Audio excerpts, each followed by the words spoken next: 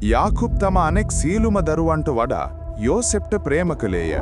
මන්දොහු යෝසෙප්ව ලැබුවේ මහලු වියේදීය. සිය සෙනෙහසේ විශේෂ සලකුණක් ලෙස යාකොබ් යෝසෙප් වෙනුවෙන් විචිත්‍රවත් වර්ණ රැසකින් යුත් විශිෂ්ට වස්ත්‍රයක් සකස් කළේය.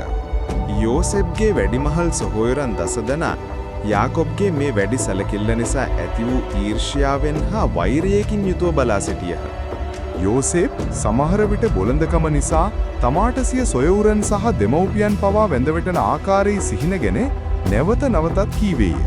යෝසෙප් තම සහෝදරයන්ව වැළ බලා ගන්නා තැන සොයමින් ගිය දිනක ඔහු ඔහුගෙන් මිදීමට කුමන්ත්‍රණය කළහ. ඔවුන් යෝසෙප්ගේ විශේෂ වස්ත්‍රය ගලවා ඔහුව හිස් ජලවලකට දමා ගියේය. තම පියා රවටා ගැනීමට සහෝදරයෝ වර්ණවත් වස්ත්‍රය සත්ව ලේවල පොඟවා යෝසෙප් විනාශ වූ බවට සාක්ෂියක් ලෙස එය ඉදිරිපත් කළහ.